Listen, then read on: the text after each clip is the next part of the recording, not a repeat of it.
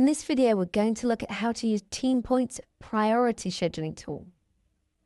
Jobs in TeamPoint can have one of 5 priorities from lowest through to highest, and grouping our jobs into priorities can be really helpful when we're trying to schedule them. So let's have a look how this works.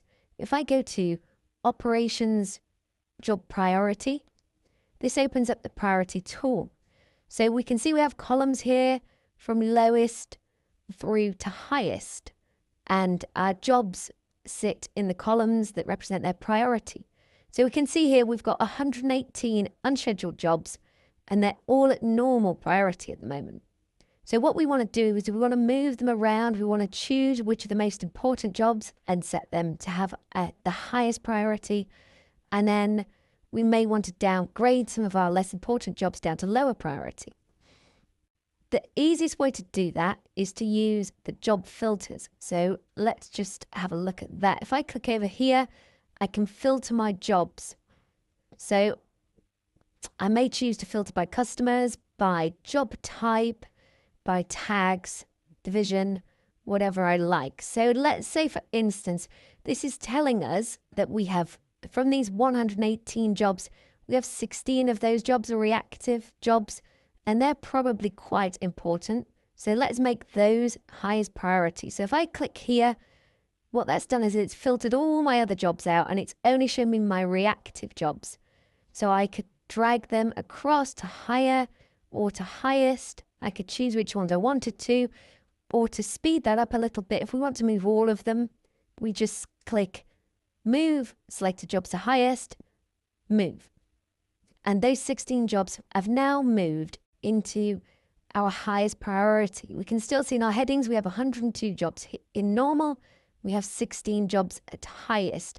These jobs are hidden. If I untick here, we can see them again. So we've moved our reactive jobs to highest priority.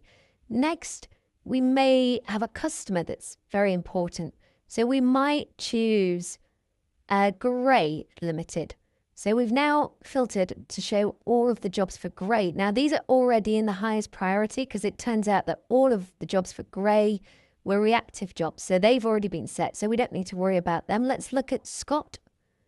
Okay, so if we filter by Scott, we can now see we have 3 jobs at normal priority and 1 job at highest. This is the reactive job. So we might want to move these 3 into this higher category. So we can drag these across. We could also use this to move them all, but we'll just drag those 3 across now. So if we remove our customer filter, we can now see we've got 16 highest priority jobs, 3 at higher, and 99 at normal.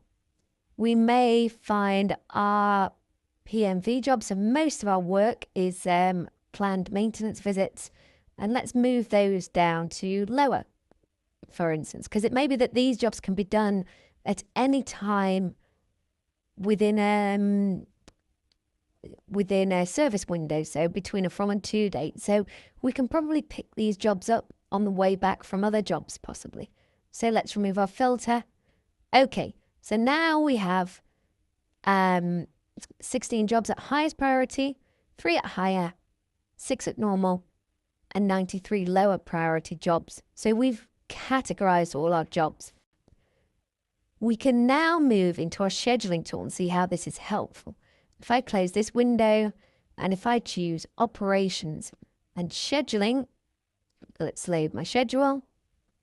This is my schedule showing me all my days, my operatives. So we want to find jobs. And now we can say, find me the jobs at highest priority. Now it's saying I've only got 16 jobs. If I click here, I can see these 16 jobs. So I definitely want to schedule these jobs before any others. So it may be that we start scheduling these high priority jobs in first. So we'll keep going through those. I'm not going to schedule them all now. Let's assume they're all done.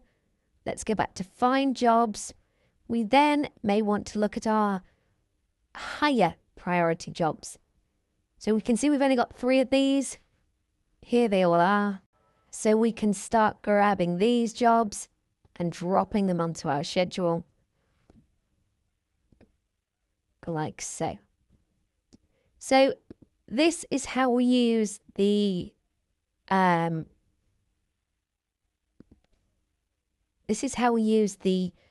job priority tool to categorize all of our jobs into highest, higher, normal, lower. Once they're categorized, we can pull those jobs up on our schedule and decide which jobs to schedule first and which jobs to schedule later.